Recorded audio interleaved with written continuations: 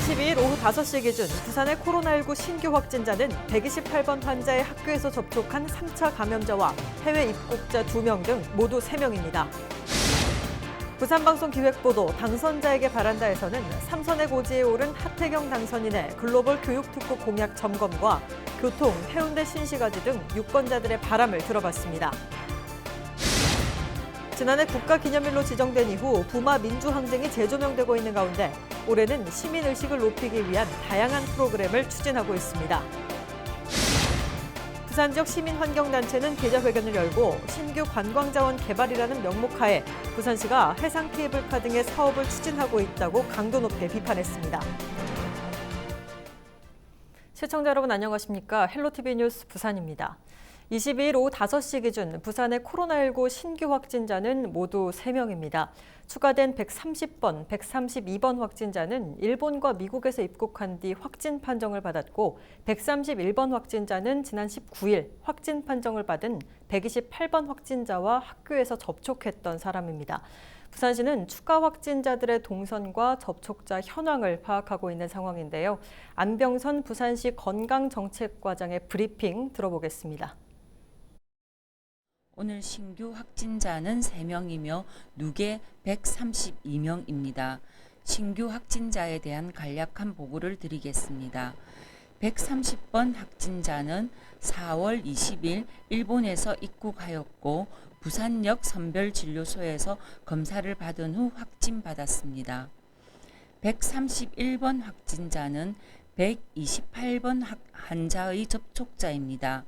128번 환자가 근무하는 학교의 미화원이며 평소 128번과의 접촉이 지속적으로 있었던 것으로 판단되어 자가격리하였으며 접촉자 검사에서 확진되었습니다. 132번 확진자는 4월 11일 미국에서 입국하였고 입국 당시 인천공항 검역소에서 검사를 실시하였으나 음성으로 나왔고 부산의 임시생활시설에서 시설 격리 중 인후통 등의 증상이 있어서 검사를 실시하였으며 확진받았습니다. 확진자의 동선과 특이사항에 대하여서는 역학조사 후에 알려드리도록 하겠습니다. 부산방송에서는 4.15 총선 이후 유권자들의 목소리를 들어보는 당선자에게 바란다 기획보도를 이어가고 있습니다. 이번 시간에는 해운대구 우동과 좌동, 송정동 지역구인 해운대구 갑선거구의 발전을 위한 하태경 당선인의 핵심 공약 점검과 유권자들의 바람을 들어봅니다. 김현정 기자입니다. 부산을 대표하는 관광지인 해운대 해수욕장과 송정 해수욕장, 그리고 장산. 해안가를 따라 형성된 마린시티와 40개의 아파트가 밀집한 해운대 신시가지를 두루 갖춘 해운대 갑 지역구. 관광과 주거의 복합도시 해운대갑의 유권자들은 하태경 당선인의 손을 들어줬습니다. 해운대가 재도약한다. 지금 하드웨어로 보면 해운대는 전국에서 남못지 않지만 소프트웨어 컨텐츠 면에서 많이 부족한데 소프트웨어에 있어서도 대한민국 1등 가는 도시가 될 것이다. 그런 재도약 선언이라고 생각합니다. 해운대의 특화된 발전을 위한 하 당선자의 핵심 공약은 국제표준 교육과정인 바칼로레아 시험을 도입한 글로벌 교육특구입니다. 유권자들은 교육특구 추진에 대한 큰 기대감을 표했습니다. 논술적인 수업하고 서술형 시험 이게 도입되어서 이렇게 시험을 한국어로 된 바칼로레아 시험이 그게 만약에 도입을 추진하신다고 하셔가지고 진짜 엄마들 해운대에 있는 엄마들 진짜 관심 많이 가지시는 것 같고 해운대가 뭐 관광특구로는 워낙 유명하지만 이번 기회에 교육특구로 좀 거듭날 수 있도록 힘써주셨으면 좋겠습니다. 늘어나는 교통체증에 대한 대책이 하루빨리 추진되길 바랐습니다. 오시리아 관광단지도 커지고 하면서 이제 교통이 많이 불편해졌는데 장산 제2터널이라든지 아니면은 지하철 연장 같은 그런 걸 조금 해주셔서 주차장도 조금 많이 지어주셨으면 좋겠고요. 형성된 지 20년이 넘은 해운대 신시가지에 종합적인 도시계획도 요구됐습니다. 전체적으로는 24년 된 신시가지 아파트를 스카이라인 자체를 다 바꿔야 된다고 생각이 듭니다. 우선 그러려면은 지구 단위 통 개발을 해야 된다. 노후된 배관이 많습니다. 수도라든가 그다음 열 배관 등이 있는데 이 노후 배관 등을 전체적으로 전수 조사를 해서 교체라든가. 59.4%의 압도적인 득표율로 3선에 오른 하태경 당선인. 해운대에 내실 있는 콘텐츠를 채워가기 위해 하태경 당선인이 공약들을 어떻게 풀어낼지 유권자들의 이목이 집중되고 있습니다. 헬로티비 뉴스 김현정입니다. 서동구 선거구에서는 미래통합당 안병길 후보가 유권자들의 선택을 받았는데요. 지역 유권자들은 당선자에게 무엇을 바라고 있는지 김한식 기자가 시민들의 목소리를 직접 들어봤습니다. 유권자들이 4.15 총선 당선자 모두에게 공통적으로 바라는 것은 제발 싸우지 말아달라는 겁니다. 제발 여야끼리 안 싸웠으면 제일 좋겠어. 서로 듣는 그런 일이 제일 서로 존중해야지. 그럼 논쟁은 충분히 해야죠. 그렇게 하면서 서로 합의점을 찾는 게 정치인데 몸으로만 하려고 하면 안 되죠. 서동구에 출마한 후보마다 지역 발전을 위한 다양한 공약들을 발표했습니다. 이 가운데 북한 통합 개발 효과를 원도심과 연계시키겠다는 공약은 유권자들의 관심을 끌었습니다. 이 때문에 기대 또한 큽니다. 원도심하고 해서 연계해서 더 동구 발전할 수 있는 시너지 효과를 낼 수 있도록 조금 더 노력을 해주셨으면 고맙겠습니다. 낙후된 원도심을 살리기 위해 주거 환경을 개선해야 한다는 공약은 동구 지역민 모두 공감합니다. 하지만 주택을 뜯어낸 자리에 고층 아파트가 들어서는 현실에는 상대적 박탈감을 느낍니다. 이런 만큼 균형 있는 도시 발전이 이루어져야 한다고 말합니다. 저 아파트로 올라가는 게 이제 크게 보면 발전이고 안 좋으면 너무 또 차이가 많이 난다니 빈부 차이가. 발전도 좋지만 균형 있게 두루두루. 아이를 둔 세상 모든 엄마들의 바람은 아이가 행복한 세상입니다. 돌봄이라든지 이런 걸 공약을 많이 하셨거든요. 그거를 좀 잘 지켜주셨으면 좋겠습니다. 애들이 살기 편한 세상이 됐으면 좋겠습니다. 그동안 수없이 치러진 선거마다 수많은 장밋빛 공약들이 쏟아져 나왔습니다. 하지만 대부분 지켜지지 않으면서 시민들의 신뢰는 바닥입니다. 아예 노력이라도 해달라는 목소리까지 나올 정도입니다. 아직까지 지키는 거 제대로 못 봤으니까 뭐 지켜달라기보다는 뭐 그냥 노력해 주십사 이렇게 얘기하고 싶네요. 현역 불출마로 무주공산이 된 서동구에서는 미래통합당 안병길 후보가 유권자의 최종 선택을 받았습니다. 주민들의 선택을 받은 안 당선자는 선거 기간 발표했던 약속들을 지킬 일만 남았습니다. 헬로티비 뉴스 김한식입니다.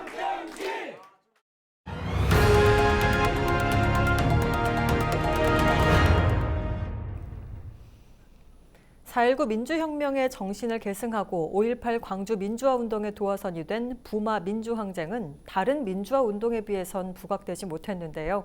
지난해 국가기념일로 지정된 이후 부마 민주항쟁이 재조명되고 있습니다. 올해는 부마 민주항쟁에 대한 시민들의 의식을 높이기 위해 시민들이 직접 참여하는 다양한 프로그램이 진행됩니다. 차선영 기자가 소개합니다. 40년 만에 국가기념일로 지정된 부마 민주항쟁. 지난해 부산대학교에서 열린 기념식 현장입니다. 유신철폐, 독재 타도라는 선명한 글씨가 새겨진 걸개 그림이 눈에 띕니다. 젊은 학생들로 구성된 부마 민주항쟁 일기 서포터즈들이 직접 채색 작업에 참여해 기념식의 의미를 더했습니다. 일기 서포터즈들은 부마 민주항쟁의 역사를 쓴 분을 직접 인터뷰하는 미션 수행부터 40주년 기념 전시, 연극 관람, 항쟁이 벌어진 현장 답사 등을 경험하고 SNS를 통해 국민과 소통하는 역할을 담당했습니다. 지난해 부마 민주항쟁 알리기에 나선 서포터즈들, 올해도 2기 서포터즈들이 활약에 나섭니다. 청년들에게 조금 더 이 부마민주항쟁의 역사를 잘 알리고 그 가치를 공유하고 싶다. 부마민주항쟁이 뉴스나 혹은 과거에 고여있는 사건이 아니라 지금도 이렇게 계속 이어져 오는구나. 활동들이 되고 있구나. 진상규명이 이어지는구나. 이런 것들이 알려지고. 1979년 10월 16일 부산대 학생들의 교내 집회로 시작해 부산 중심가를 거쳐 마산 지역까지 들불처럼 퍼져나간 부마 민주항쟁. 오랜 생생한 항쟁의 현장 부마길을 시민들에게 알리고 함께 느낄 수 있도록 현장 체험 학습북을 만드는 작업도 진행되고 있습니다. 1979 타임머신 부마길로 떠나요가 출간될 예정인데 부산대길과 영성고갯길, 보수동길, 대신동길을 비롯해 마산 경남대길, 구마산길, 창동길까지 부마 민주항쟁과 관련된 장소를 직접 걷고 체험할 수 있는 내용들이 포함됐습니다. 민주항쟁의 불꽃에 함께 따라가 보고 안내할 부마길 가이드 역시 시민들이 참여합니다. 그 전까지는 이제 부마만을 설명할 수 있는 답사나 프로그램들이 없었기 때문에 이런 부분들을 시민들과 외부 손님들에게 좀 잘 알릴 수 있도록 저희가 부마 관련한 전문가들 양성하고 탐방길을 이제 만들어서 탐방 프로그램을 운영하기 위해서. 올해 시민들과 함께 부마 민주항쟁을 알리는 다양한 프로그램을 통해 민주주의 역사와 항쟁의 가치가 지역 속에 자연스럽게 스며들 수 있는 좋은 기회가 될 것으로 보입니다. 헬로티비 뉴스 차선영입니다. 농번기를 맞은 농촌의 일손 부족 문제와 생산 효율을 높이기 위해 청년들이 뭉쳤습니다.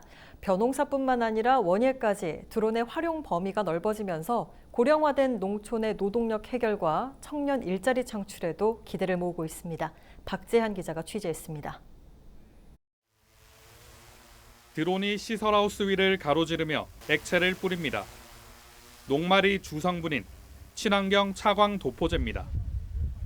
여름철 하우스 내부 온도가 너무 높으면 작물이 잘 자라지 않기 때문에 햇빛 차단 작업은 필수입니다. 드론을 활용했을 경우 사람이 손으로 했을 때와 비교해 10배 정도의 효율성을 높일 수 있습니다. 하우스 한 개동 작업에 걸리는 시간은 10분 남짓. 사람이 하는 경우 2명 이상이 투입돼야 하고 균일하게 도포하는 것도 불가능합니다. 돈이 많이 되죠. 제가 하면은 줄로 잡아 한 사람 줄로 잡아줘야 되고 드론 오면 직접 바로 제가 2시간 칠 거 드론 30분도 안 쳐지니까 인력도 많이 감소되는 거죠. 아침에 농가에서 두 군데를 뿌리고 우리 농장에 왔었는데 벌써 농장에 뿌리고 들어가니까는 벌써 그늘지고 시원한 단계에 바로 오더라고요. 농촌의 일손 부족 문제와 생산 효율성을 높이기 위해 청년들이 모였습니다. 청년 농업인 11명으로 구성된 드론 영농단은 고령 농업인 지원과 벼 공동 방제 등을 추진할 예정입니다. 고령화 사회가 돼가다 보니까 어르신들 이렇게 약치기 힘드셔가지고 약도 못 드시고 병 방제 병충해가 많이 입어가지고 고생하시는데 좀 저렴하게 저희가 도와줄 수 있는 데에서는 또 농협을 이용해서 아니면 이제 지자체를 이용해서 좀 보조 사업을 받아가지고 같이 이제 서로 같은 농민끼리 같이 이제 잘 먹고 잘 살 수 있는 그런 방향으로. 부산시도 청년 영농단 육성을 통해 벼뿐만 아니라 밭작물과 과수, 원예 등 모든 작목에서 드론을 활용한 신기술을 보급하기로 했습니다. 드론 영농단이 부산 농업의 주축이 되겠죠. 주축이 되어서 부산 농업을 지속적으로 이끌어가는 역할들을 하게 될 텐데 그러한 부분들을 저희가 지속적으로 또 지원을 할 계획이고. 농업의 드론 활용 분야가 점점 늘어나면서 농촌의 부족한 노동력 해결과 청년 일자리 창출에도 기대를 모으고 있습니다. 티브로드 뉴스 박찬입니다. 코로나19가 확산되면서 지난해와 비교해보니 강력범죄는 줄어든 반면 사이버 범죄는 크게 늘어난 것으로 분석됐습니다. 자세한 소식 박철우 기자가 전해드립니다. 부산경찰이 코로나19가 본격 확산된 지난 3월부터 부산 지역의 각종 범죄 변화 양상을 분석했습니다. 분석 결과 전반적으로 전통적 범죄와 대면 범죄는 감소한 반면 사이버상 비대면 범죄는 다소 증가한 것으로 나타났습니다. 코로나19 감염에 대한 불안감 확산과 사회적 거리 두기 실천 등으로 시민들이 사회 활동을 자제하면서 범죄 발생 및 신고 건수 감소로 이어진 것으로 풀이됩니다. 112 신고는 총 12만 건으로 전년 동기간 대비 2만 7천여 건이 줄었고 절도와 폭력 등 5대 범죄도 3% 줄었습니다. 교통사고도 전년 대비 26%가 감소했습니다. 사망사고는 16%, 보행자 사고는 26%, 보행자 사망 사고는 40% 줄었습니다. 음주운전 단속 건수도 25%가 감소했습니다.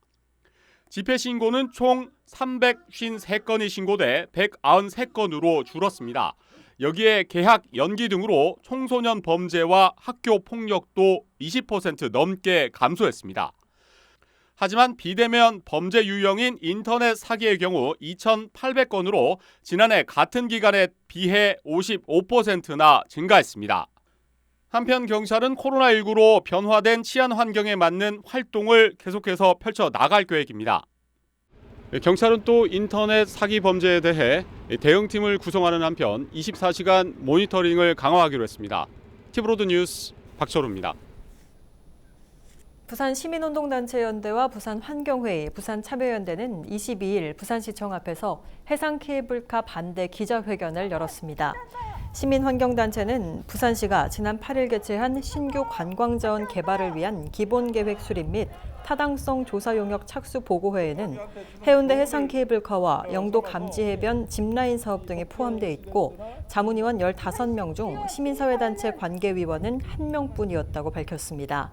이들 단체는 이번 보고회가 시가 케이블카 사업을 추진하기 위해 개발 허가를 위한 수순에 나선 게 아니냐고 주장했습니다. 또한 이들은 대대적인 환경 훼손을 일으키며 특정 민간 사업자가 공공재를 사유화하고 이를 통한 이익을 추구하는 일을 부산시가 더 이상 허용해서는 안 된다고 강도 높게 비판했습니다. 부산광역시 과학교육원이 학교와 가정에서 쉽게 활용할 수 있도록 온라인 학습 콘텐츠를 개발했습니다. 이번에 개발한 콘텐츠는 과학학습 부문과 전시체험 부문, 과학진로 부문 등 3가지로 구성해 다양한 체험 동영상과 함께 관련 학습 활동지를 제공합니다.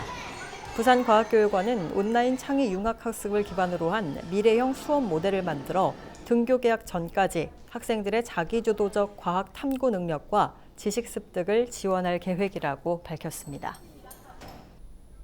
부산시는 27일부터 2020년 상반기 수소버스 보급 사업 신청을 받습니다. 보조금이 지원되는 버스는 5대이며 구매 보조금은 버스 한 대에 3억 원입니다. 시는 지난해 수소버스 시범 사업을 추진해 5대를 보급했으며 올해도 상반기 5대, 하반기 10대 등 15대를 보급한다는 계획입니다. 또한 내년에 30대, 2022년 50대를 더 보급해 2022년까지 수소버스를 100대로 늘릴 예정입니다. 대동대학교가 금정구 부곡 2동의 교내 두피앤 모발연구소에서 자체 개발한 손소독제를 전달했습니다. 대동대는 민관학이 함께 지역사랑 실천과 코로나19 극복을 위해 손소독제를 기부했다고 밝혔습니다. 금정구는 기부받은 손소독제를 관내 취약계층 325세대에 배부할 예정입니다. 22일 오전 9시 30분쯤 강서구 명지동의 한 신축 공사장에서 불이 났습니다. 불이 나자 공사장에서 작업을 하던 인부 등 60명이 긴급 대피하는 소동이 벌어졌습니다. 강서소방서는 5층 건물 중 2층 단열재에서 불이 시작된 것으로 파악됐습니다. 소방당국은 피해 규모와 정확한 화재 원인을 조사하고 있습니다. 4월 23일 기상정보입니다. 23일 목요일 부산은 구름 많다가 오후부터는 맑은 날씨를 회복하겠습니다. 아침 최저기온 6도, 낮 최고기온 16도로 오늘과 비슷해 쌀쌀하겠으며 대기도 매우 건조하겠습니다. 전국 날씨입니다. 내일은 전국이 대체로 구름 많은 가운데 오후부터 중부 내륙과 전북 내륙 등지에 산발적으로 빗방울이 떨어지는 곳이 있겠습니다. 바람도 강하게 불겠으니 시설물 관리 철저히 하시기 바랍니다. 바다 날씨입니다. 동해남부는 맑은 날씨를 보이겠고 물결은 최대 2m까지, 남해동부 해상은 구름이 많이 끼며 최대 1.5m까지 일겠습니다. 항해나 조업하는 선박은 참고해 운항하시기 바랍니다.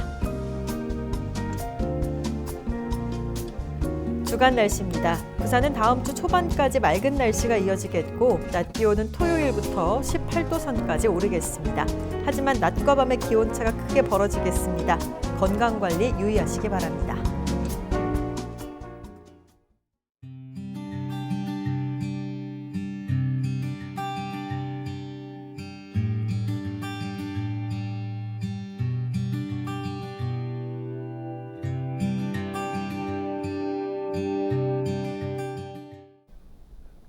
이상으로 뉴스 마칩니다. 저희는 언제나 지역 주민 여러분 곁에 있겠습니다. 고맙습니다.